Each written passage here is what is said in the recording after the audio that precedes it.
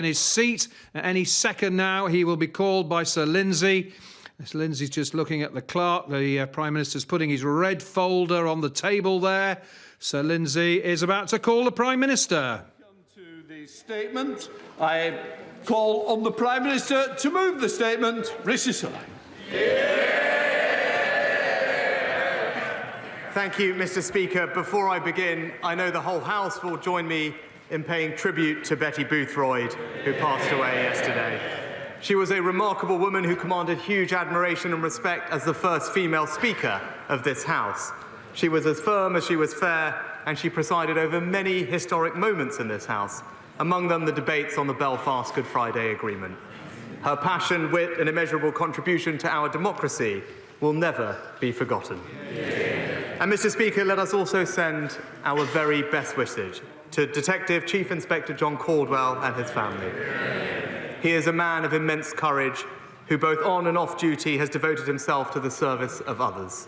This House stands united with the people and leaders of all communities across Northern Ireland in condemning those who are trying to drag us back to the past. They will never succeed. With permission, Mr. Speaker, I'd like to make a statement on the Northern Ireland Protocol. After weeks of negotiations today, we have made a decisive breakthrough. The Windsor framework delivers free-flowing trade within the whole United Kingdom. It protects Northern Ireland's place in our union, and it safeguards sovereignty for the people of Northern Ireland. By achieving all this, it preserves the delicate balance inherent in the Belfast Good Friday Agreement. And, Mr. Speaker, it does what many said could not be done, removing thousands of pages of EU laws and making permanent, legally binding changes to the Protocol Treaty itself. That is the breakthrough we have made. Those are the changes we will deliver, and now is the time to move forward as one United Kingdom. Mr. Speaker, before I turn to the details, let us remind ourselves why this matters. It matters because at the heart of the Belfast Good Friday Agreement, and the reason it's endured for a quarter of a century, is equal respect for the aspirations and identities of all communities and all its three strands. But the Northern Ireland Protocol has undermined that balance. How can we say the Protocol protects the Belfast Good Friday Agreement when it has caused the institutions of that agreement to collapse?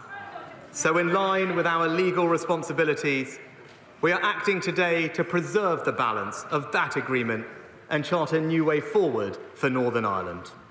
I pay tribute to our European friends for recognising the need for change, particularly President von der Leyen, my predecessors for laying the groundwork for today's agreement,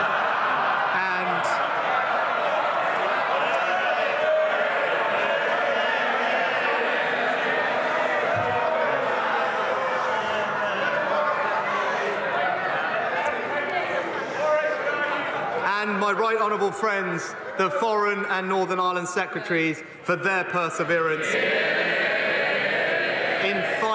in finally persuading the EU to do what it spent years refusing to do, to rewrite the treaty and replace it with a radical, legally binding new framework.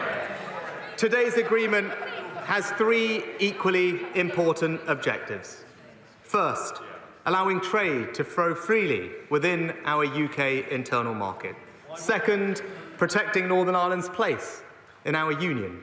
And third, safeguarding sovereignty and closing the democratic deficit. Let me take each in turn. Mr. Speaker, core to the problems with the Protocol was that it treated goods moving from Great Britain to Northern Ireland as if they were crossing an international customs border. This created extra costs and paperwork for businesses who had to fill out complex customs declarations.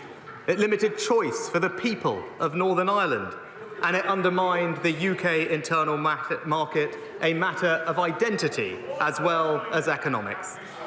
Today's agreement removes any sense of a border in the Irish Sea and ensures the free flow of trade within the UK. We have secured a key negotiating objective, the the introduction of a new green lane for goods destined for Northern Ireland, with a separate red lane for those going to the EU. Within the green lane, burdensome customs bureaucracy will be scrapped and replaced with data sharing of ordinary existing commercial information. Routine checks and tests will also be scrapped. The only checks will be those required to stop smugglers and criminals. And our new green lane will be open to a broad, comprehensive range of businesses across the United Kingdom. I'm pleased to say we have also permanently protected tariff-free movement of all types of steel into Northern Ireland. And for goods going the other way, from Northern Ireland to Great Britain, we have scrapped export declarations, delivering finally completely unfettered trade. And Mr. Speaker, the commitment to establish the Green Lane is achieved by a legally binding amendment to the text of the treaty itself. This is fundamental, far-reaching change, and it permanently removes the border in the Irish Sea. Mr. Speaker, perhaps the single most important area of trade between Great Britain and Northern Ireland is food. 3/4 of the food in Northern Ireland's supermarkets comes from the rest of the UK. Yet the protocol applied the same burdens on shipments from Cairn Ryan to Larne as between Holyhead and Dublin. If it was implemented in full, we would see supermarket lorries needing hundreds of certificates for every individual item. Every single document checked. Supermarket staples, like sausages, banned altogether. More delays, more cost, less choice. So today's agreement fixes all this with a new, permanent, legally binding approach to food. We will expand the Green Lane to food retailers, and not just supermarkets, but wholesalers and hospitality too. Instead of hundreds of certificates, lorries will make one simple, digital declaration to confirm that goods will remain in Northern Ireland. Visual inspections will be cut from 100% now to just 5%. Physical checks and tests will be scrapped unless we suspect fraud, smuggling or disease. And so there will be no need for vets in warehouses. Of course, to deliver this, we need to reassure the EU that food imports won't be taken into Ireland. So we will ask retailers to mark a small number of particularly high-risk food products as not for EU, with a phased rollout of this requirement to give them the time to adjust. And more fundamentally, we have delivered a form of dual regulation for food, the single biggest sector by far for East-West trade and one of the most important in people's lives. Under the protocol, retail food products made to UK standards could not be sold in Northern Ireland. Today's agreement completely changes that. This means the ban on British products like sausages entering Northern Ireland has now been scrapped. If it's available on supermarket shelves in Great Britain, then it will be available in supermarket shelves in Northern Ireland. We will still need to make sure that goods moved into Northern Ireland don't risk bringing in animal and plant diseases, but that's clearly a common sense measure, never opposed by anyone, to prevent diseases circulating within the long-standing single epidemiological zone on the island of Ireland. And Mr. Speaker, that brings me to the treatment of parcels.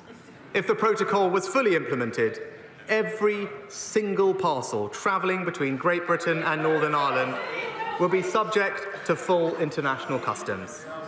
You'd have needed a long, complex form to send every single parcel, even a birthday present, for a niece or nephew.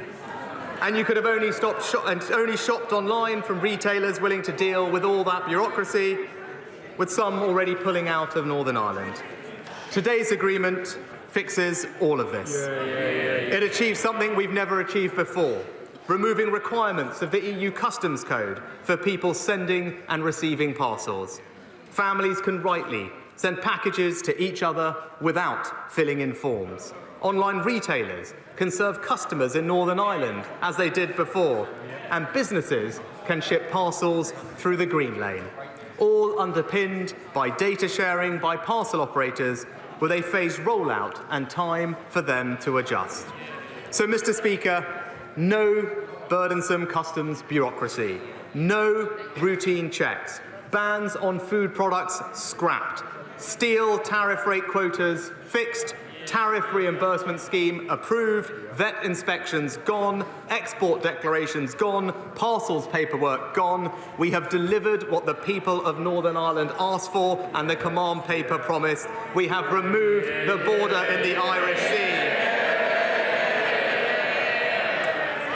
But Mr. Speaker, to preserve the balance of the Belfast Good Friday Agreement, we also need to protect Northern Ireland's place in our union. The Windsor framework is about making sure that Northern Ireland gets the full benefit of being part of the United Kingdom in every respect. Under the protocol, in too many ways, that simply wasn't the case. Take tax. When I was Chancellor, it frustrated me that when I cut VAT on solar panels or beer duty in pubs, those tax cuts didn't apply in Northern Ireland. Now we've amended the legal text of the treaty so that critical VAT and excise changes will apply to the whole of the United Kingdom. This means zero rates of VAT on energy-saving materials will now apply in Northern Ireland. Reforms to alcohol duty to cut the cost of a pint in pubs will now apply in Northern Ireland. But because we now have control over VAT policy, we can make sure that the EU's plan to reduce the VAT threshold by £10,000 will not apply in Northern Ireland, and nor will the SME VAT directive that would have brought huge amounts of EU red tape for small businesses. We're also making subsidy control provisions work as intended. Already, just 2% of subsidy measures in Northern Ireland fall within the scope of the EU approvals under the protocol. Nevertheless, today's agreement goes further, addressing the so-called reach-back of EU state aid law. It does this by imposing stringent new tests. For the EU to argue we're in breach of their rules, they'd now have to demonstrate that there is a real, genuine and material impact on Northern Ireland's trade with the EU. That is a much higher threshold than the protocol, limiting disputes to what the 2021 command paper called subsidies on a significant scale relating directly to Northern Ireland. We've also protected the special status of agriculture and fisheries subsidies in Northern Ireland, which will be completely outside the EU's common agricultural policy. All of which means the problem of reach-back is fixed. As well as tax and spend, the UK government has a responsibility to protect the supply of medicines to all its citizens. Our ability to do that was constrained by the protocol. The biggest problem is that drugs approved for use by the UK's medicines regulator are not automatically available in Northern Ireland. Imagine someone suffering with cancer in Belfast, seeing a potentially life-changing new drug available everywhere else in the UK, but unable to access it at home. And when the current grace period ends in 2024, the situation will get worse still. Expensive and burdensome checks on all medicines. Companies having to manufacture drugs with two completely different labels and supply chains. Pharmacies needing to check every package with complex scanners. And when 80% of Northern Ireland's medicines come from Great Britain, those frictions pose a serious risk to the supply of medicines to the people of Northern Ireland. To fix this, today's agreement achieves something unprecedented. It provides dual regulation for medicines. The UK's regulator will approve all drugs for the whole UK market, including Northern Ireland, with no role for the European Medicines Agency. This fully protects the supply of medicines from Great Britain into Northern Ireland and once again asserts the primacy of UK regulation. The same medicines, in the same packs, with the same labels, will be available in every pharmacy and hospital in the United Kingdom. And crucially, dual regulation means that Northern Ireland's world-leading healthcare industry, which brings much-needed jobs and investment, can still trade with both the EU and UK markets. This is a landmark deal for patients in Northern Ireland. It is a permanent solution that brings peace of mind. And Mr. Speaker, the protocol also banned quintessentially British products going to Northern Ireland. when people wanted to import oak trees to mark Her late Majesty's Platinum Jubilee, the protocol stood in their way. It suspended the historic trade in seed potatoes between Scotland and Northern Ireland. And if implemented, it would create massive costs and bureaucracies for people travelling around the UK with their pets, disrupting family life and our family of nations. That's why today's agreement will lift the ban on shrubs, plants and trees going to Northern Ireland, lift the ban on the movement of seed potatoes, particularly important for Scottish businesses, and we will deliver this by expanding the existing UK plant passport scheme. And when it comes to pets, we have made sure that people from Northern Ireland will have completely free access to travel to Great Britain. And if you're a pet owner travelling from Great Britain to Northern Ireland, just make sure your pet is microchipped, and then all you'll need to do is simply tick a box when booking your travel. So whether it's lower VAT rates, lower beer duty, Jubilee Oaks in garden centres, seamless travel with pets, seamless trade in seed potatoes, or the seamless supply of cutting-edge medicines, all of this now available for everyone, everywhere in the United Kingdom. And Mr. Speaker, the Windsor framework goes further still, safeguarding sovereignty for the people of Northern Ireland and eliminating the democratic deficit. Fundamentally, the protocol meant the EU could impose new laws on the people of Northern Ireland without them having a say. I know some members of this House, whose voices I deeply respect, say that EU laws should have no role whatsoever in Northern Ireland. I understand that view. I am sympathetic to it. But for as long as the people of Northern Ireland continue to support their businesses having privileged access to the EU market, and if we want to avoid a hard border between Northern Ireland and Ireland, as we all do, then there will be some role for EU law. So the question is, what is the absolute minimum amount necessary to avoid a hard border? Today's agreement scraps 1,700 pages of EU law. The amount of EU law that applies in Northern Ireland is less than 3%. And the people of Northern Ireland retain the right to reject that 3% through next year's consent vote. However, that consent vote is about the whole protocol, so it cannot by its nature provide oversight of individual new laws. And it does not address the number one challenge to sovereignty made by the protocol, the ability of the EU to impose new or amended goods laws on Northern Ireland without them having a say. To address that, today's agreement introduces a new Stormont break. The Stormont break does more than just give Northern Ireland a say over new EU laws. It means they can block them. How will this work? The democratically elected Assembly can oppose new EU goods rules that would have significant and lasting effects on their everyday lives. They will do so on the same basis as the petition of concern mechanism in the Good Friday Agreement, needing the support of 30 members from at least 2 parties. If that happens, the UK government will have a veto. And we will work with the Northern Ireland Assembly and all parties to codify how the UK government will use that veto. And let me tell the House the full significance of this breakthrough. The Stormont break gives the institutions of the Good Friday Agreement a powerful new safeguard. It means the United Kingdom can veto new EU laws if they are not supported by both communities in Northern Ireland. And yes, it is true that until now, the EU had refused to consider treaty change. We were told it was impossible. The EU negotiators would never consider it.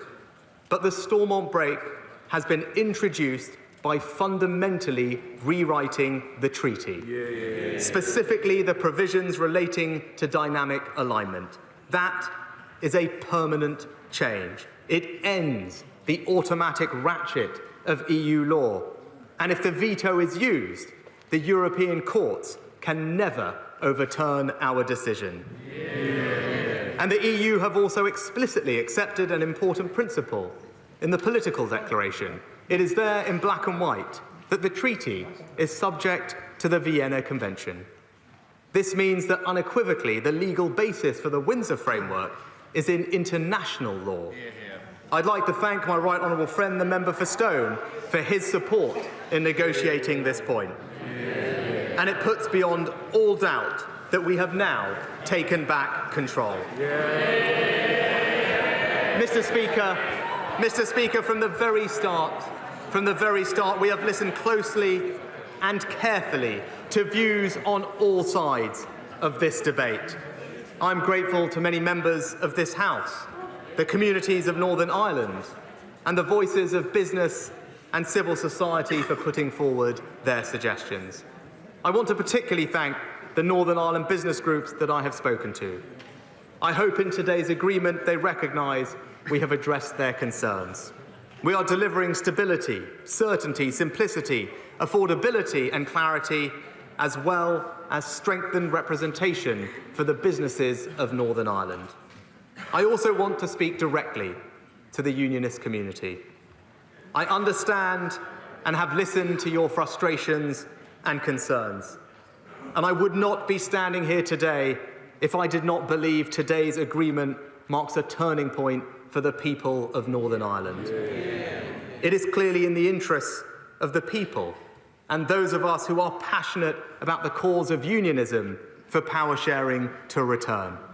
Of course, parties will want to consider the agreement in detail, a process that will need time and care. And there are, of course, many voices and perspectives within Northern Ireland, and it is a job of government to respect them all. But I have kept the concerns raised by the elected representatives of unionism at the forefront of my mind, because it is their concerns with the protocol that have been so pronounced. And what I can say is this: our goal has been to ensure the economic rights of the people of Northern Ireland under the Act of Union and Belfast Good Friday Agreement, placing them on an equal footing with the rest of the UK with respect to tax, trade and the availability of goods. And we have worked to end the prospect of trade diversion, removed any sense of a border for UK internal trade, removed routine customs or checks for goods destined for Northern Ireland, removed thousands of pages of existing EU law and introduced a UK veto on dynamic alignment through the Stormont break. We have created a form of dual regulation where it works and it is needed most in sectors like medicines and food retail. We have delivered unfettered access to the whole UK market for Northern Ireland's businesses, and we will take further steps to avoid regulatory divergence in future. We've secured a clear EU commitment and process to manage future changes with a special goods body, and all of this means Northern Ireland's businesses have continued access to the EU market as they requested. It means we have protected the letter and the spirit of Northern Ireland's constitutional guarantee in the Belfast Agreement, with the Stormont break creating an effective cross-community safeguard. There are, Mr. Speaker, two distinct economies on the island of Ireland, and that will remain the case. Today's agreement puts beyond all doubt that Northern Ireland's place in the internal market and United Kingdom is fully restored. Mr. Speaker, I want to conclude by directly addressing the question of the Northern Ireland Protocol Bill. As I and my predecessors always said, the bill was only ever meant to be a last resort, meant for a world where we could not get negotiations going. As the government said at the time of introduction, our clear preference remains a negotiated solution. Now that we've persuaded the EU to fundamentally rewrite the treaty text of the protocol, we have a new and better option. The Windsor framework delivers a decisively better outcome than the bill, achieving what people said could not be done and what the bill does not offer. It permanently removes any sense of a border in the Irish Sea. It gives us control over dynamic alignment through the Stormont break beyond what the bill promised, and the bill did not change a thing in international law, keeping the jurisdiction of the ECJ and leaving us open to months, maybe years of uncertainty, disruption and legal challenge. Today's agreement makes binding legal changes to the treaty itself and is explicitly based in international law. And unlike the bill, it is an agreement that provides certainty, stability, and crucially, can start delivering benefits almost immediately for the people and businesses of Northern Ireland. Of course, the House would expect to be informed of the government's updated legal position on whether there is a lawful basis to proceed with the bill, so I'm publishing it today. It says that because we have achieved a new negotiated agreement which preserves the balance of the Belfast Good Friday Agreement, the original and sound justification legally for the bill has now fallen away. In other words, neither do we need the bill, and nor do we have a credible basis to pursue it. As such, we will no longer proceed with the bill, and the European Union will no longer proceed with their legal actions against the UK. Instead, we will pursue the certainty of a new way forward with the Windsor framework. And let me just remind the House of the full breadth and significance of what we have achieved today. We've achieved free-flowing trade with a green lane for goods. No burdensome customs bureaucracy, no routine checks on trade, no paperwork whatsoever for Northern Irish goods moving into Great Britain, and no border in the Irish Sea. We've protected Northern Ireland's place in the Union, with state aid reach-back fixed, the same tax rules applying everywhere, vet certificates for food lorries gone, the ban on British sausages gone, parcel paperwork gone, pet paperwork gone, garden centres now selling the same trees, supermarkets selling the same food, and pharmacies selling the same medicines. And we've safeguarded sovereignty for the people of Northern Ireland. With the democratic deficit closed, the Vienna Convention confirmed, thousands of pages of EU law scrapped, and with the Stormont break, we have safeguarded democracy and sovereignty for the people of Northern Ireland. So that is the choice before us, Mr. Speaker. Let us seize the opportunity of this moment, the certainty of an agreement that fixes the problems we face, commands broad support and consensus, and offers us at last the freedom to move forward together. That is what the people of Northern Ireland deserve. That is what the Windsor framework delivers. As a Conservative, a Brexiteer and a Unionist, I believe passionately, with my head and my heart, that this is the right way forward. Right for Northern Ireland, right for our United Kingdom, and I commend it to this House.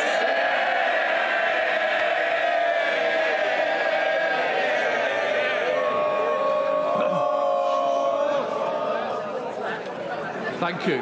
What I want to do is make sure we get everybody in. This is a very important day. I now call the Leader of the Opposition, Keir Starmer.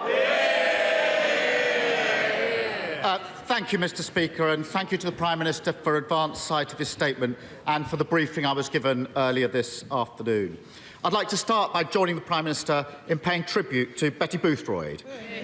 As Speaker of this House, she was at the forefront of a generation that smashed the glass ceiling for female politicians. She was an inspirational woman, a dedicated and devoted public servant who will be clearly missed by all who knew her.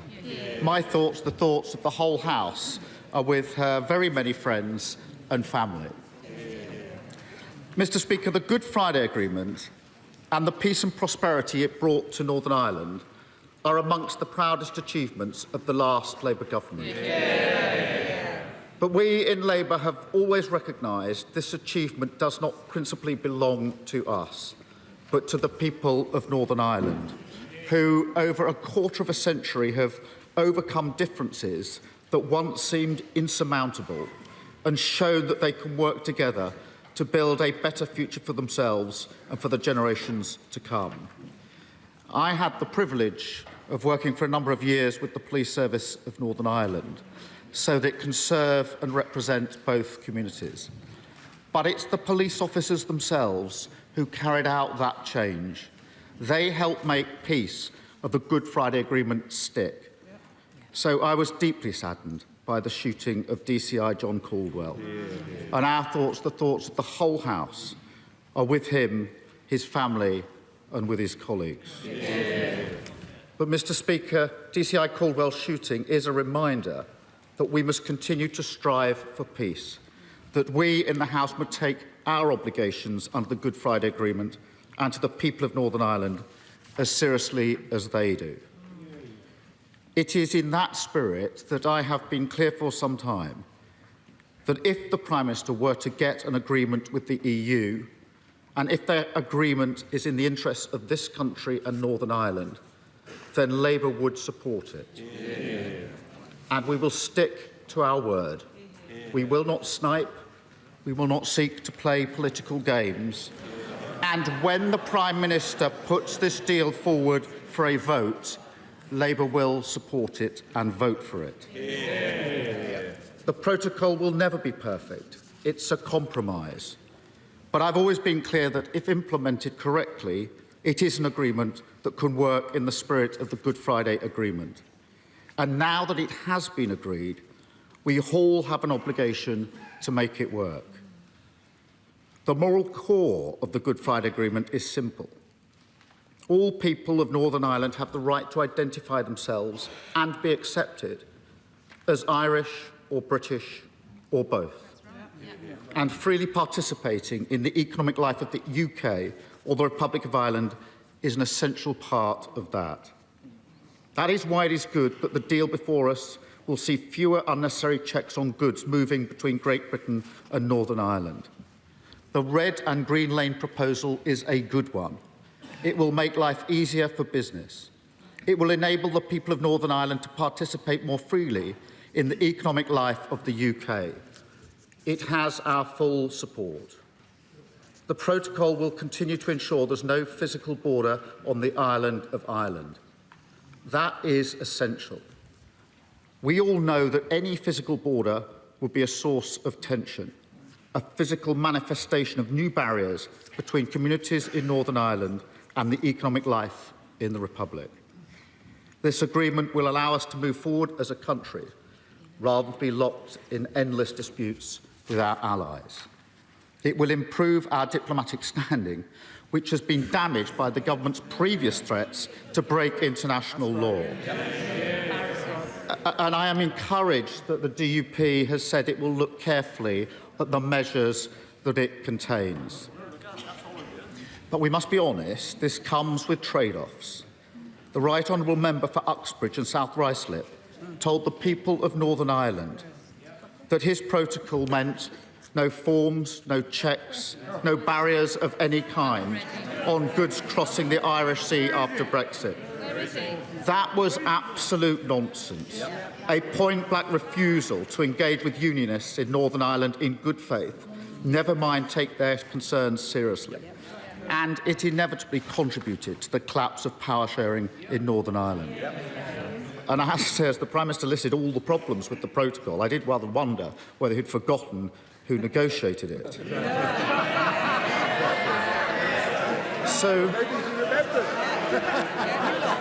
So when presenting what this agreement means in practice, and it will take time for everybody to read it and carefully consider it, I urge the Prime Minister to be utterly unlike his predecessor. Do not pretend the deal is something it is not. Where there are trade-offs to be made, argue the case for them. Treat Unionists with the respect of frank honesty, not the contempt of bluster. Because in this 25th anniversary year of the Good Friday Agreement, we must once again embrace compromise and put division behind us.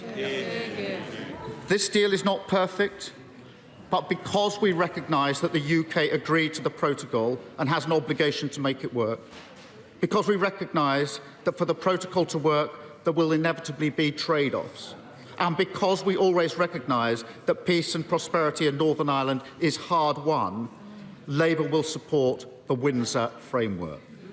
I hope that in coming days others will come to support the agreement in the same spirit and join Labour in voting to make the protocol work, in voting to face the future, in voting for country before party. Thank you, Mr. Speaker. Thank you, Mr. Speaker. Can I thank the right honourable gentleman for his comments and support. I agree with him on the substance of what he has said, and I would just say to him that at this moment in time, the right thing for all of us to do is not to look backwards, but to look forwards to the brighter future that we can see for Northern Ireland. He talks of trade-off, and for me, I would talk of balance and the delicate balance inherent in the Belfast Good Friday Agreement. And it's important that we respect the aspirations and identities of all communities. And that's what the protocol had unbalanced, and that's what the Windsor framework restores. And I do believe, hand on heart, that the changes we have achieved, the framework that we now have in place, will enable balance to be restored to the people of Northern Ireland. It puts them in control of their destiny. It secures their place in the Union. It safeguards their sovereignty. And on that basis, I hope we can look forward to a brighter future for everyone in Northern Ireland. Theresa May. Thank you, Mr. Speaker. May I first associate myself with the remarks made both by my right honourable friend and the Leader of the Opposition about Baroness Boothroyd, an outstanding Speaker, and DCI John Caldwell. The Northern Ireland Protocol, negotiated and signed by the Government in December 2019, adopted the European Union's preferred proposal of a border down the Irish Sea. Can I congratulate my right honourable friend and the Secretary of State for Northern Ireland and the Foreign Secretary and all their teams for all the work they have done to achieve this negotiated settlement, which will make a huge difference. And does my right honourable friend agree with me that the best move now is for everybody across this House to support this settlement, because that is what is in the best interests of all the people of Northern Ireland? Prime Minister. Okay, thank my right honourable friend and join her in paying tribute to the Northern Ireland Foreign Secretaries. They deserve enormous credit for the framework that we have achieved today. And can I pay tribute to her for all her work over the years on this topic, where she has kept safeguarding the Union at the top of her mind throughout. And I agree with her. What all of us should have at this moment at the top of our minds is the people of Northern Ireland and what is in their interest. And I hope when people have the time and space to consider the Windsor framework, that they will see that this is the best way to move forward and build that better future in Northern Ireland.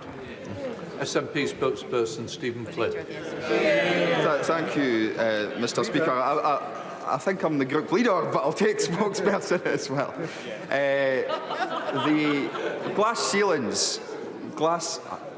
ceilings are there to be broken. Betty Boothroyd didn't just break a glass ceiling. She shattered the glass ceiling, and in that regard she has my utmost respect, and my thoughts and condolences are with her and all of her family members. My thoughts are also with the police officer in Northern Ireland who was so tragically and appallingly shot in recent days. I sincerely hope that he is able to make a recovery, and I join with members across the House in that regard.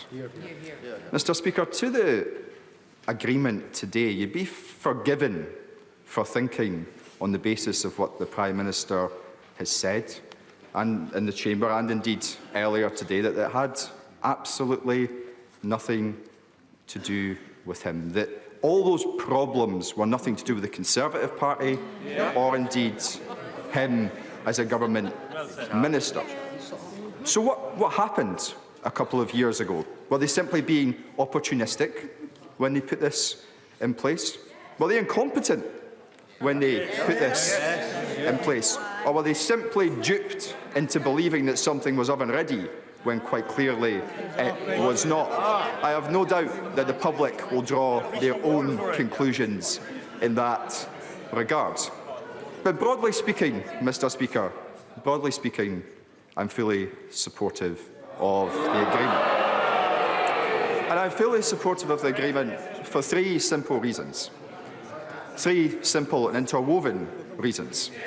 It seeks to safeguard peace in Northern Ireland, something which we all know is incredibly important. It seeks to protect the Good Friday Agreement, which is, of course, protect the Good Friday Agreement, which I think everyone in the Chamber would agree is incredibly important. And of course, because it seeks to provide a pathway back to the democratic institutions in Northern Ireland being able to sit. Now, it's not for me to pontificate about democracy in Northern Ireland, but I sincerely hope that those parties involved will be able to come to an agreeable conclusion, and I know the Prime Minister shares my views in that regard.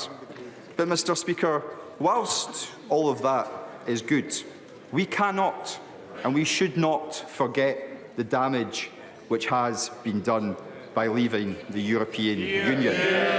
Brexit has been an unmitigated disaster, and they don't have to believe me, Mr. Speaker, because what they should do is read the OBR, who outlined that there would be a 4% hit to GDP as a result of Brexit. Or perhaps they should reflect upon the fact that the trade deficit between the UK and EU is at its highest level on record. Perhaps they could listen to the private sector, those businesses who are unable to trade, those businesses who are unable to get the workforce that they require, those businesses who are unable to get the goods that they need. Or perhaps they could listen to the public sector, who of course are facing severe problems as well, many of them driven by workforce shortages. Indeed, many of the problems which encompass and face all of our NHSs across these Isles come from the fact that we have significant staff shortages in social care. Each and every one of those points, Mr. Speaker, is a result of the disaster that has been leaving the European Union. And I just find it astonishing, Mr. Speaker, that we have a situation where the leader of the Labour Party and the leader of the Conservative Party are hand in glove when it comes to their position on Brexit. But just finally, Mr. Speaker, we heard integrity of the United Kingdom spoken about at length by the Prime Minister. Indeed, I think it was reflected upon by the leader of the opposition as well. But whilst there may be a scintilla of truth within that argument, what this deal does not do is create parity for the nations of these isles. Because what it allows, and I see the Northern Ireland Minister sitting there who was very positive about this in an interview earlier on, it means that businesses in Northern Ireland have access to the single market, whereas businesses in Scotland do not. Now, I do not begrudge that to the people and businesses of Northern Ireland, but I do regret that Scotland does not have those same opportunities. So on that point, can the Prime Minister just clarify why Scotland is at a significant disadvantage in that regard on his watch? And does he not agree with me that the only way for Scotland to have access to the single market, the only way for Scotland to have access to the customs union, the only way for Scotland to rejoin the European Union is to rid itself of Westminster? Prime Minister. Mr. Speaker, can I thank the honourable gentleman for his support for the new agreement that we struck today, the Windsor Framework, in particular his acknowledgement of the sovereignty that it provides for the people of Northern Ireland to have a say in their own destiny, something that was asked for and something that has been delivered. He's also right to say that it's not for us, any of us, to opine, and we will give the parties and the communities in Northern Ireland the space and the time they need to consider the detail of the Windsor Framework. And more broadly, Mr. Speaker, without engaging on the broader debate that he raises, I am a passionate unionist, and I will always believe that our union is stronger when we are together, and Scotland will always, alongside Northern Ireland, Wales, be part of what makes this country great, and we will fight day in and day out to protect that union. And the House, Sir Peter Bottomley. Mr. Speaker, the Leader of the Opposition helpfully said that people in Northern Ireland might regard themselves as Irish or as British and Irish. I think a large number will also regard themselves just as Northern Irish. I think that from the beginning to the end of this framework, the beginning which says the protocol has been the source of acute political, economic and societal difficulties, to the last sentence which talks about the shared desire for a positive relationship, constituents will say this agreement resolves some of the known problems about the protocol and some of the ones which have become obvious since then. It's over 50 years, or about 50 years, since there was last a Unionist MP who was a minister in the UK government. I hope this agreement makes it possible that that can happen again. Well, can I thank the Father of House for his support and his observations. He's right about the agreement that we struck. It resolves the problems that we know about, but it also puts in place structures and mechanisms to resolve anything else that might come down the line, because it's important that there is dialogue, not just with the European Union, but close dialogue with communities and businesses in Northern Ireland, something they have asked for. And as a result of this agreement, they will have new engagement, new ways to make their voices heard, so that we can continue to make sure that we do the best for them and their communities in Northern Ireland. Sir Geoffrey Donaldson. Thank you, Mr. Speaker. And could I, on behalf of the Democratic Unionist Party, add our voice in tribute to the late Betty Boothroyd, who was my first Speaker, a wonderful woman who brought so much to this House. And could I also add our concern and our sympathy to the family of DCI Caldwell. He continues to be in our prayers, Mr. Speaker, and I was pleased to stand with the other leaders in Belfast with the Chief Constable on Friday, and to be clear, the people who perpetrated this evil have no place in the future of Northern Ireland. Mr. Speaker, our judgment and principled position in opposing the protocol in Parliament and at Stormont, I believe, has been vindicated. Undoubtedly, it is now recognised that the protocol does not work. And when others said there could be no renegotiation and no change, it was our determination that has proven what can be achieved.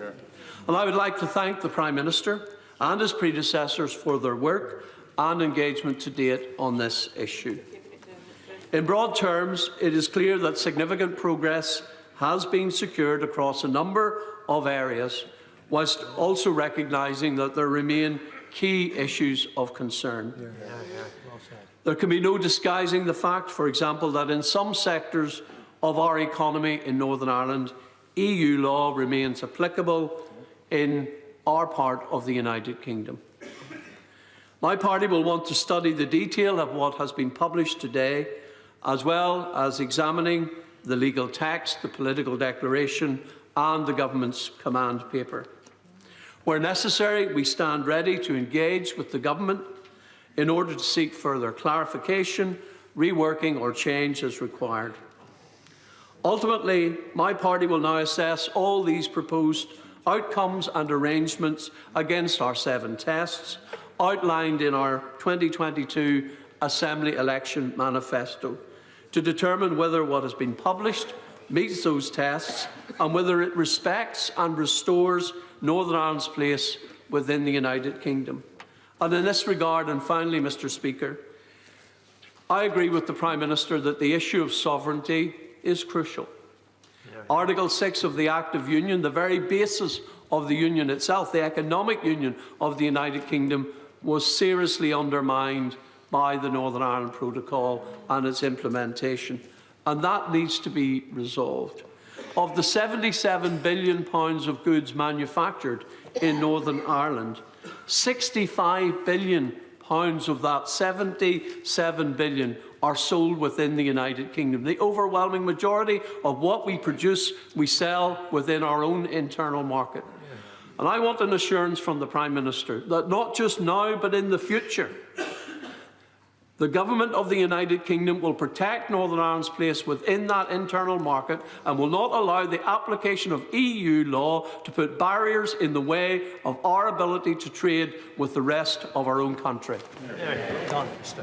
Mr. Speaker, can I first of all start by thanking the Right Honourable Friend for the constructive engagement that I've had with him and members of the team over recent time.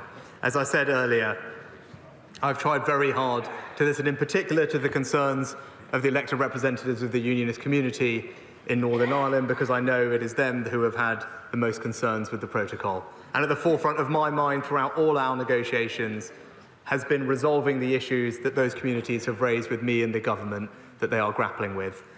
I believe very strongly that the Windsor framework does resolve those issues, but I appreciate that the Right Honourable Gentleman and his party and other Unionist communities will want to take the time to consider the detail, and I respect that, and we will give them the time and the space to consider that and stand ready to answer any questions and provide any clarifications. But I also can tell him, with regard to the objectives that he set out and others have set out, that I believe that this agreement, this Windsor framework, does ensure the free flow of trade within our United Kingdom internal market, including unfettered access for Northern Ireland producers to the rest of the United Kingdom. I do believe it secures Northern Ireland's place in the Union, making sure that citizens and businesses can benefit in the same way everywhere across the United Kingdom. And lastly, and as he has rightly highlighted to me on previous occasions, it ensures and safeguards sovereignty for the people of Northern Ireland so that they are in control of their destiny. I believe that what we have achieved today does provide the basis for parties in Northern Ireland to consider the detail and hopefully move forward so together we can build a better future for Northern Ireland, and I look forward to doing that with him. Chair of the Select Committee, Simon Hall. Thank you. Thank you, Mr. Speaker. My right honourable friend, the Prime Minister, and his ministerial colleagues have strained every sinew these last weeks and months to arrive at today's position. They are to be congratulated. And, Mr. Speaker, it demonstrates that when committed minds do politics seriously, serious and beneficial outcomes can be delivered for the benefit of all in our country. Whilst respecting entirely and agreeing with my right honourable friend that parties, particularly those in Northern Ireland, need the time and space to study the detail and to work out all of the implications for those in Northern Ireland, Northern Irish business wants, and the good people of Northern Ireland most certainly deserve, quick certainty. So if there are to be votes in this place on any element of the Windsor framework as announced today, can my right honourable friend commit to ensuring that those votes take place speedily in order to ensure that certainty and peace of mind for all who either live in Northern Ireland or who wish Northern Ireland well? Prime Minister. Can I thank my honourable friend and the chair of the Select Committee? It's a subject that he knows well and is passionate about rightly, and I thank him for all the work he and his colleagues have done over the years, which has been valuable as we have considered and concluded these negotiations. As I said earlier today, Parliament will of course have its say and there will be a vote, but we will need to do that at the appropriate time as we give people the time and space to consider the detail. But he makes an important point, and a benefit of this framework, this agreement, is that it can start providing that certainty and those benefits to the people and communities of Northern Ireland very soon. And that's why we have concluded these negotiations, and we want to start delivering those benefits for people on the ground as quickly as we can. Ed Davey.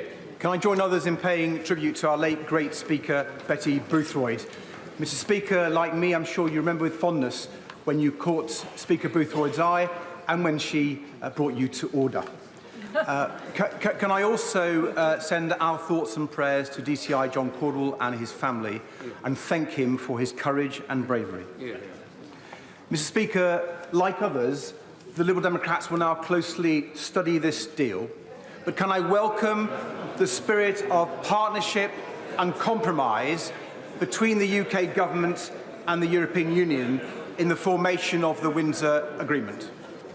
Can I ask the Prime Minister what consultation he will now undertake with all Northern Ireland's political parties, including the Alliance Party, on the Stormont break?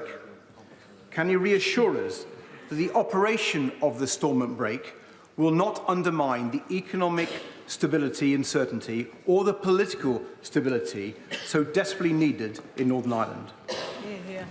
Thank you. I'm happy to give the right honourable gentleman the assurance that we will continue, as we have done, to engage with all parties and communities in Northern Ireland. That is the right way to proceed, particularly with regard to the operation of the break that's set out in the command paper, that we look forward to discussing that and how to codify that with the executive, the Assembly and political parties as we move forward. That's something that we're very happy to do. And just so the honourable gentleman is clear, the Stormont break is based on an existing Good Friday Agreement mechanism, the petition of concern mechanism. It's well established in Northern Ireland as a cross-community safeguard. That's why we have chosen it as the appropriate mechanism for this particular purpose. But as I said, we will continue to engage with all parties to make sure that we get it absolutely right and how it works. Julian Smith. Speaker, can I join tributes to... Can I join tributes to John Caldwell, who was shot whilst loading footballs into his car, having trained kids at a football match in Omagh last week in front of his son. I welcome the Windsor Agreement and Windsor Framework and believe that today marks a critical moment in ending 3 years of instability across Northern Ireland. This has affected communities throughout this most fragile part of our country. I pay tribute to my right honourable friend and the team for all that they have done to secure this. Would you agree that we now need to give my right honourable friend, member for Lagan Valley, all the other Northern Ireland parties time and space and encouragement to restore power sharing and to ensure that political decision-making in Northern Ireland can start as soon as possible? Prime Minister. Can I pay tribute to my right honourable friend, my neighbour, not just for the job he did as Northern Ireland Secretary of State, but for his continued passion and devotion to the people of Northern Ireland. And can I also thank him personally for the support and advice he has given me in helping us reach the framework today. I wholeheartedly agree with him, and I hope that we can move forward with time and space to build a better future for the people of Northern Ireland. I know that that's what he wants to see. I join him in wanting to see that, and we stand ready to work with everyone to bring about that outcome. Hilary Benn. Thank you very much indeed, Mr. Speaker. Can I congratulate the negotiators on this very significant achievement? Can I also congratulate the Prime Minister on his statement in which he was so frank about the manifest failings of the original Northern Ireland Protocol, negotiated and signed by his predecessor, which made today's deal so necessary. Does he agree with me that the European Union has moved a long way in these negotiations? And does he agree that all of us in this House look forward as soon as possible to the restoration of power sharing in Northern Ireland, because that is in the best interests of the people of that part of our United Kingdom? Minister. Well, I thank the right honourable gentleman, and he's right. We have had constructive and good negotiations with the European Union, and I pay tribute to the President Ursula von der Leyen for the leadership and vision that she has demonstrated in trying to find a way through to help us resolve these issues. She and her team deserve enormous credit for displaying that vision, leadership and creativity. And I wholeheartedly agree with him that the people of Northern Ireland need and deserve their institutions to be up and running. I think that's something all of us in this House agree on, and all of us want to see that happen as soon as practically possible. David Davis. Can I start by unreservedly congratulating my right honourable friend on what seems to be a spectacular negotiating success. In the Windsor framework, the Prime Minister has succeeded in delivering a deal which eliminates the issues of the Irish Sea border, deals with practical issues in Northern Ireland, from food to pets to plants to parcels, from medicine regulation to tax rules, but above all has introduced the extraordinary mechanism of the Stormont break. I'm unaware of any mechanism in any international agreement like the Stormont break. It seems to me a brilliant piece of negotiating insight and imagination. Could he explain to the House, because we won't all know in detail, can he explain to the House exactly how this mechanism will work and what its limitations will be? Prime Minister. Well, can I thank my right honourable friend for his warm words, but also tell him it means a lot, as this is something that I know as a Brexiteer of long-standing credentials and as someone who has done the job. He knows how difficult these things are, and to have his support means a lot to me and the government, and I thank him for it. The break will work, as I said, on the basis of the petition and concern mechanism, which is a Good Friday Agreement institutional framework, which is why we believe it is the right cross-community safeguard to use. It will be applied to those good rules in Annex 2 of the protocol, which was the main cause of concern, and it's there for those rules that cause significant and lasting damage and change to the everyday ordinary lives of people in Northern Ireland. And once that emergency brake is pulled, it will give the UK government a veto. It is a very powerful cross-community safeguard mechanism that ensures sovereignty for the people of Northern Ireland, and it is part of why this agreement is the right one for the people of Northern Ireland. Thank you, Mr. Speaker. Can I be associated with the remarks about Betty Boothroyd? Can I also join with my colleagues, particularly my colleagues in Northern Ireland, sending our love and support to the Caldwell family and every single PSNI officer in uniform today standing up for our peace and democracy. Whilst we have some concerns, particularly about the Stormont break, and we will study the detail of this as we go, we are happy today that things seem to have moved. I would say, though, Mr. Speaker, there's been an awful lot of talk, particularly today and over the recent months, about the concerns of the DUP and the Unionist community. It is important to remember that the majority of people in Northern Ireland oppose Brexit and do want to see the benefits of dual market access properly utilised. Will the Prime Minister agree with me that it's important now that his government support that and promote that to international investors? Well, can I thank the honourable gentleman for his engagement with the Secretary of State and myself over recent weeks, and he is right. There is a balance to be struck, and the Good Friday Agreement is about respecting that balance, about the aspirations and identities of all communities in Northern Ireland, and that is what we have sought to achieve with the framework. And as I outlined earlier, something that I and we have heard loud and clear from businesses in Northern Ireland is that they do value their access to the single market. They do value, as all of us do, not having a hard border between the Northern Ireland and the Republic, and that is something that we have had to bear in mind as we consider these negotiations. But I believe we have struck the right balance, and the framework means that this agreement can command the support and consent from communities right across the spectrum in Northern Ireland, and I look forward to working with him and his party to deliver it. Brandon Lewis. Thank you, Mr. Speaker. And can I please also send my best wishes and align myself with the comments from others earlier today around particularly Detective Chief Inspector John Caldwell. It's a very stark reminder of the courageous and very special work that all PSI officers do every single day that they are working to keep all people in Northern Ireland safe, and we owe them all a great debt for that work.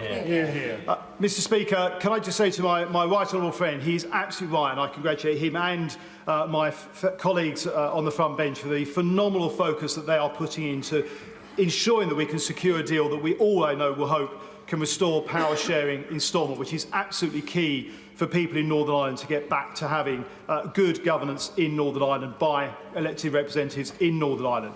Another key area for the citizens of Northern Ireland is access to goods, as he has rightly outlined. Can he just confirm for the House today that in this deal we will not only be able to secure free flow of trade for Northern Ireland businesses to Great Britain, but also for Great British businesses into Northern Ireland? Although regulations were preventing some goods, it's great to know that the Great Yarmouth Banger will be able to get back on the supermarket shelves where required in Northern Ireland.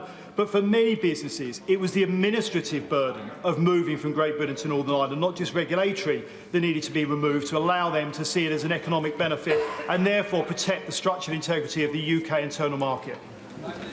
Can I thank my honourable friend, but also pay tribute to him for the work that he did on this topic in his role as Secretary of State for Northern Ireland. It was invaluable in paving the way for me and my colleagues to take forward that work and bring it to a successful conclusion today. And he's right to highlight the administrative burden of moving goods from Great Britain to Northern Ireland. I'm confident that with the new Green Lane, based on using existing ordinary commercial data and data sharing in place of the bureaucratic customer arrangements that were there hitherto, it is an enormous step forward. It delivers what businesses have asked for. We've worked closely with the business community in Northern Ireland to develop it, and I'm confident as they study the detail, they will see that it provides that smooth flow of their goods around the United Kingdom as it should be, and ensures Northern Ireland's place in our UK internal market.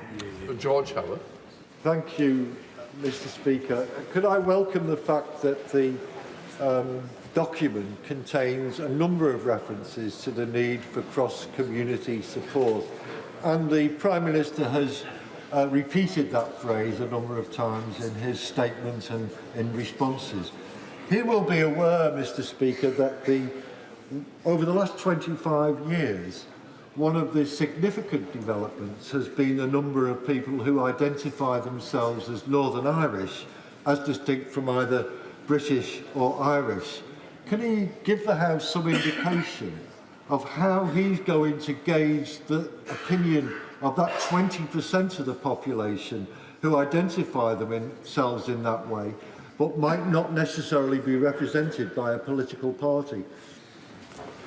Prime Minister. To say to the honourable gentleman that my approach to this, and indeed the approach of my honourable friend the Secretary of State, is to engage with all communities, all parties, all business groups in Northern Ireland, because Northern Ireland is about balance. It's about respecting the delicate balance that exists in Northern Ireland. That was at the heart of the Belfast Good Friday Agreement.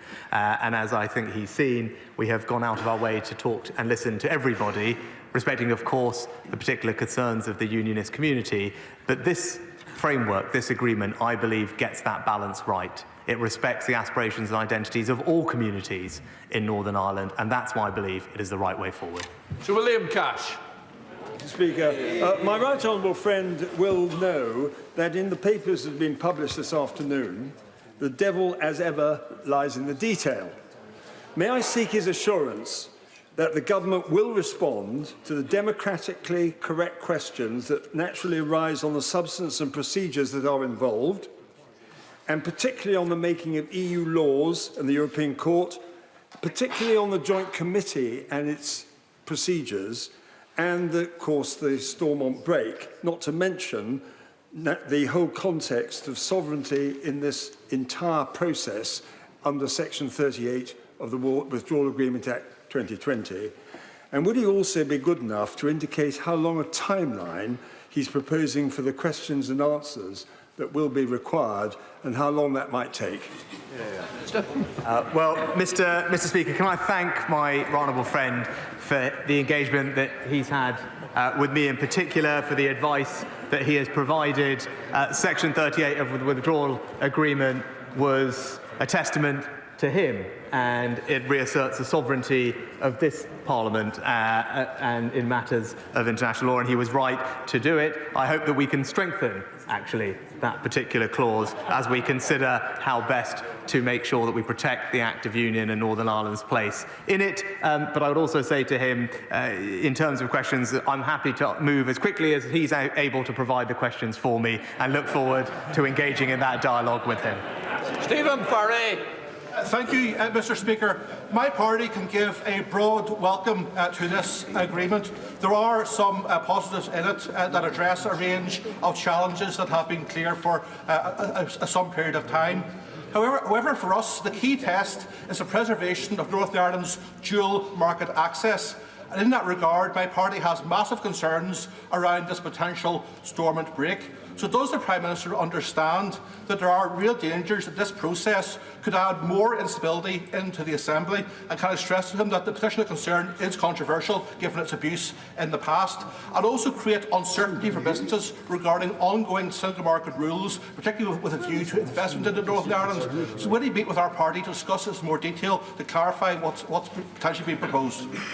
Can I thank the honourable gentleman for the engagement that he and his colleagues have had with me and the Secretary of State over the recent weeks. It's been helpful, and of course I can assure him I look forward to talking to him again very soon to explain the Windsor framework in detail. And he makes a good point. There are many people, communities, businesses in Northern Ireland that value their access to the European Union single market. They value, rightly, not having a hard border on the island of Ireland, and we have strived to protect that in this agreement whilst ensuring Northern Ireland's place in our union and protecting and safeguarding its sovereignty. I believe that the Windsor framework does get that balance right, and I look forward to having that conversation with him.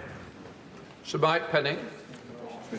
Speaker, can I say at the outset our thoughts and prayers are with the police officer who was attacked by people calling themselves the new IRA, and there's nothing new about people that are callous murderers or attempted murderers. They're still the IRA, and they always will be, like the days when I served in the province. Can I congratulate the Prime Minister on negotiating this excellent agreement?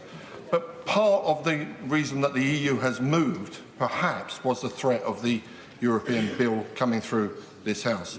They clearly woke up and smelt the coffee as to how bad it was going to be for them and for the Republic of Ireland. And do you think that was part of the reason why you got such an excellent deal with the European Union? Mr. Speaker, I'm sure that the bill did create the conditions for us to have the negotiation that we did, but as the government said at the time and was clear about, that its preference was always a negotiated outcome if one was available, and today we have achieved a negotiated outcome that provides the certainty and stability that we need, that resolves the issues that we set out to resolve. It safeguards Northern Ireland's sovereignty, it protects its place in the Union and guarantees and provides for the free flow of trade around the UK internal market. It's because we now have the Windsor framework, this new agreement, that we no longer need the bill and we will no longer proceed with it, and this agreement can start bringing benefit to the people of Northern Ireland as quickly as possible. Thank you, Mr. Speaker. As Chair of the All-Party Group on Ireland and the Irish in Britain, the state of relationships between London and Dublin in the last few years has been of great concern to many of us, and the hundreds of people in this place who are of Irish or Irish origin. So we need to look to the future. We need to learn from that. And that in mind, he talks about the Good Friday Agreement in all its dimensions. That includes strands 2 and 3 that offer us great potential, if they're fully implemented, to embed some of this agreement and look to the future. Will he now commit his party and other members here join in, making sure that the operation of strands 2 and 3 and our cooperation with the Irish Government goes forward in a much better sense than it has? Prime Minister. I tell the Honourable Lady that the Government is committed to all strands of the Belfast Good Friday Agreement. I've talked a lot about balance and making sure that we get that balance right. But I would pay tribute to my Honourable Friend, the Secretary of State, and indeed my Honourable Friend, the Member for Wickham, for the incredible job that they have done, not just with the agreement, but in particular addressing the issue that she raised. And I'd also put on record my thanks to the Irish Government for the role that they have played and the support they have provided us throughout this process. We look forward to continued positive and constructive dialogue with them. That's what my colleagues and I will do as we make sure that we capitalise on all strands of the Belfast Good Friday Agreement. Thank you, Mr. Speaker.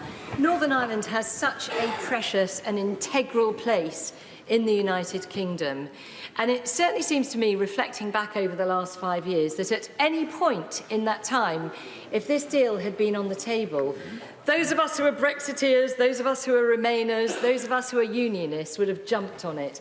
So I really heartily congratulate the Prime Minister, the Foreign Secretary, the Secretary of State and the Minister of State for their excellent work and negotiation here.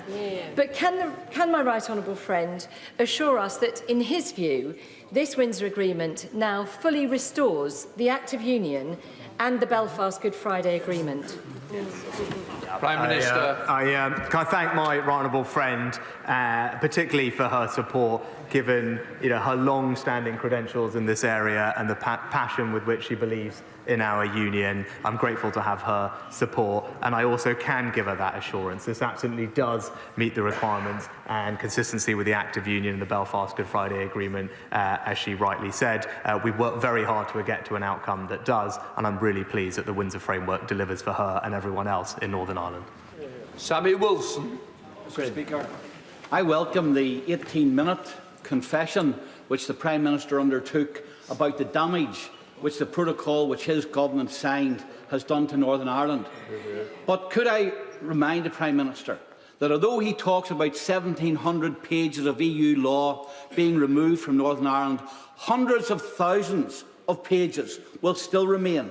Border posts are still being planned to be built, and the Prime Minister has admitted that future EU laws will apply to Northern Ireland unless, under paragraph 52, his government decides not to proceed with law changes for the United Kingdom as a whole, or he vetoes EU proposals in the Joint Committee.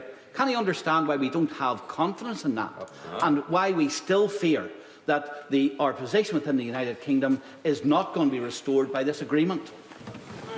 Mr. Speaker, I think, as the honourable gentleman knows well, the border posts are there to deal with checks in the red lane, and it's something that was always envisaged. It's always something that we said we would do. It's right that for people trying to smuggle goods into the Republic of Ireland via Northern Ireland, that shouldn't happen, and that's why those posts are there, those inspection facilities, and the investment in them is to make sure that we can do those checks properly, as we assured the European Union we would do, and that's part of having a functioning green lane, is having enforcement of the red lane. To his broader point about EU law, as I said, less than 3% of EU law applies in Northern Ireland. It applies with the consent of the people of Northern Ireland. As he knows, the consent vote next year allows them to remove all of these laws and have a new approach. But it is there because, as we've heard, there is a balance to be struck.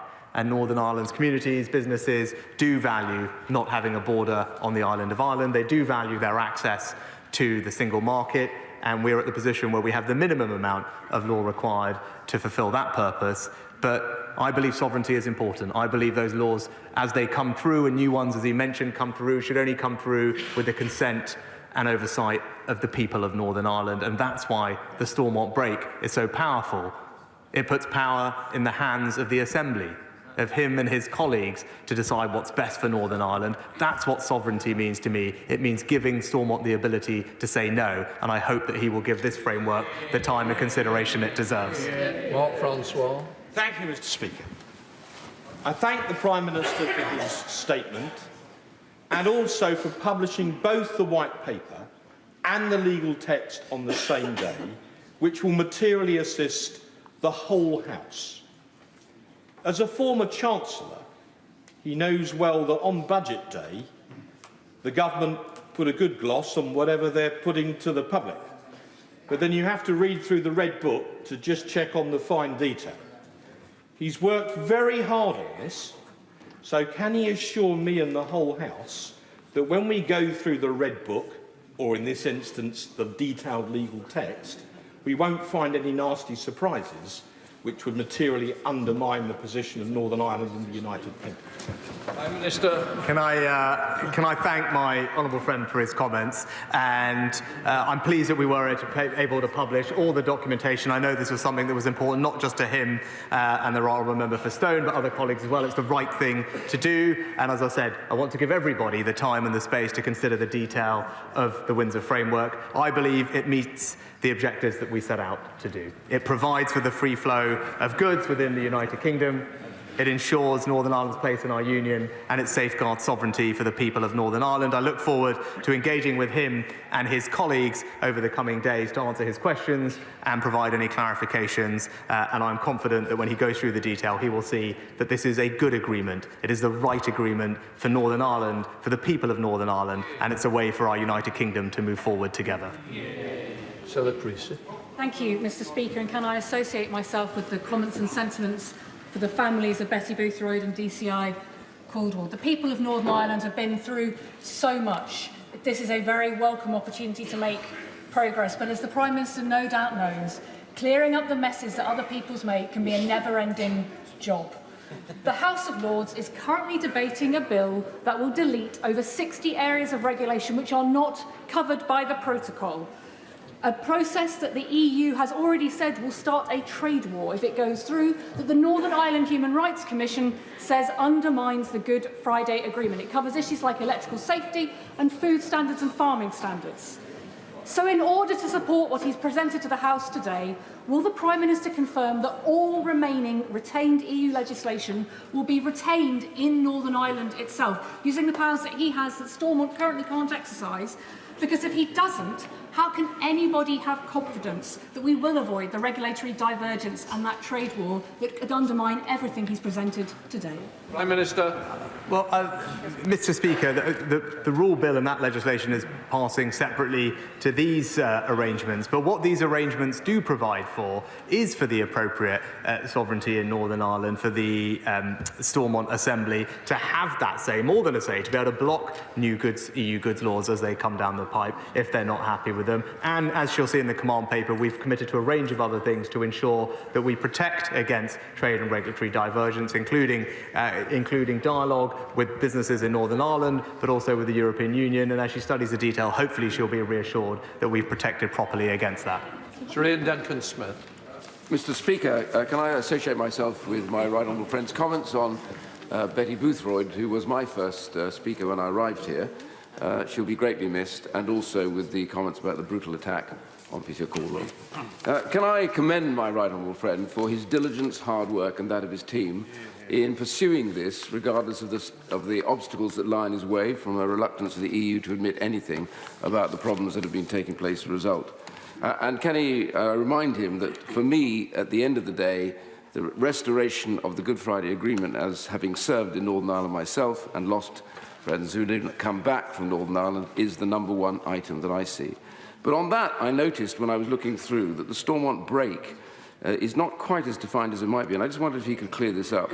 I see there's a phrase there that says it can only be used if there's significant impact specific to everyday life, and I wondered who makes that decision as to what marks significant. And the second point is, can the EU demand countermeasures if it is deployed by them?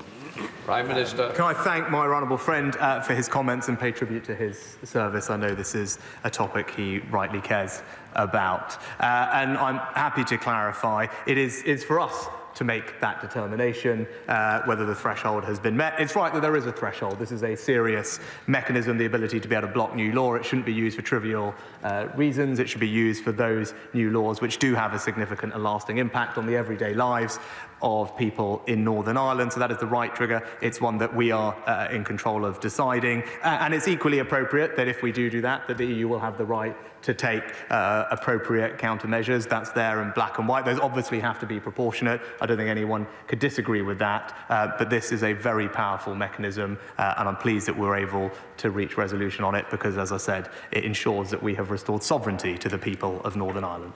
Liz Saville-Roberts. There is, of course, much to welcome in today's statement, but I must press the Prime Minister on a specific. In his statement, the Prime Minister casually mentioned the burdens on shipments between Holyhead and Dublin. He failed to mention that pre-Brexit, around 30% of all trade through the port that went on to Northern Ireland from Dublin. That trade is reorientating as we speak in real time, aggravating the already devastating impact of Brexit on the port of Holyhead. Can the Prime Minister clarify whether this new agreement will guarantee seamless trade between Northern Ireland and Wales via Dublin? And if not, will he recognise that green lanes will disadvantage Welsh ports? Minister. Well, Mr. Speaker, what this is about is ensuring the free flow of goods within our United Kingdom.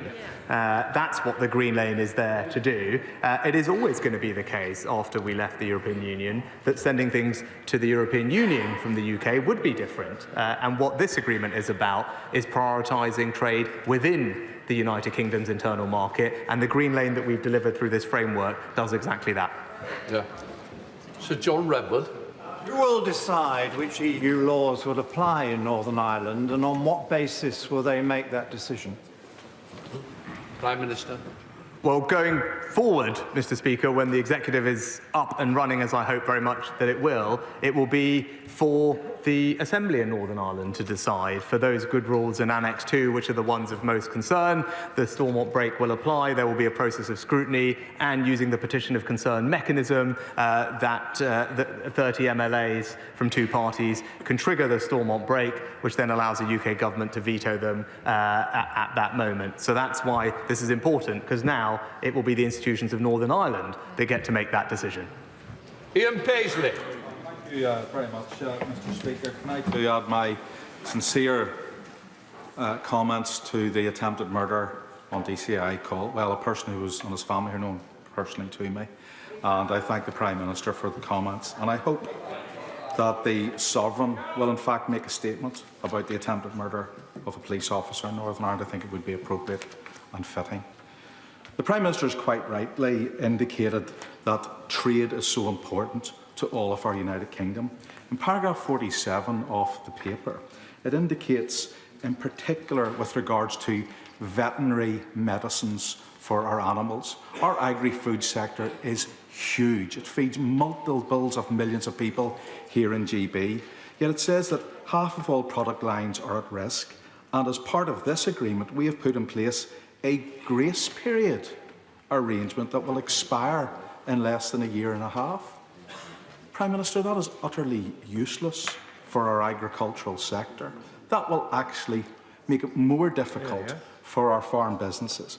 Our livestock too, if we move it from County Antrim to Ayrshire, we would have to leave our livestock there if it wasn't sold in the marts in Ayrshire for at least 6 months. That has not been addressed. if the Prime Minister were to move cattle from Yorkshire to Lancashire and was told that we'd have to stay in Lancashire for 6 months, he would be not amused by that. Our farmers are not amused in Northern Ireland. It is our single largest trade. Will these issues be fixed, or is this a failed process already? Prime Minister. Well, I joined with the honourable gentleman in supporting our farmers, whether in Northern Ireland or indeed in Yorkshire. And actually, with veterinary medicines, the agreement we have reached, it lasts 3 years till the end of 2025. Which provides us with the time and space to agree a more permanent solution with the European Union, which, as today's framework demonstrates, we are more than capable of doing, as we have resolved all the other issues that were in front of us. And I would point him to the solution that we have reached on human medicines, which I think everyone can agree are of vital importance, where we have achieved a form of dual regulation which ensures the full availability of medicines across the entire United Kingdom, with the UK regulatory authorities being the ones in charge. I think that is what he should look to, alongside all the other things that we have solved today, to have confidence that between now and 3 years in 2025, we will put a permanent footing for vet medicines on the table. Can I warmly welcome the statement by my right honourable friend and commend him and his entire team on what they have achieved. He seems to have won some jaw-dropping concessions from the EU without giving anything in return. But can I ask him if he agrees with me that alongside the benefits this agreement will bring for the people of Northern Ireland, that it can form the basis of further cooperation with our EU friends on issues that will matter to the entire United Kingdom, so including, for example, trade and investment, science cooperation and illegal migration. Prime Minister. Can I thank my honourable friend for his support, but also his advice over the past few weeks as well, which has been invaluable. And I do agree with him. And he's right to highlight, in particular, illegal migration as well as economic cooperation. This is a priority for this government. And as we have demonstrated in the Home Secretary's work working with the French, that cooperation is yielding benefits. And we can continue to want to do more of that. And I know that he will support those efforts. Claire Hannah. Thank you very much, Madam Deputy Speaker. I echo the words of solidarity from many across the House for the Caldwell family and for the PSNI, and the rejection of extremist throwbacks who the people of our region are sick and tired of. We all want to see simpler post-Brexit trading arrangements, so we sincerely welcome this progress and commend the Prime Minister on taking a much more constructive approach than his predecessors. I will reiterate that there are many political outlooks in Northern Ireland, and it is a fact that most people, most parties and most business representatives value our single market access, our high food standards and our 1998 agreement, so that we maintain the huge opportunity of the protocol. Will he commit his government to... Well, debate continuing in the House of Commons over the Windsor framework, the replacement, Rishi Sunak says, for the Northern Ireland Protocol. More coverage at the top of the hour. To allow those who genuinely believe in democracy and consensus.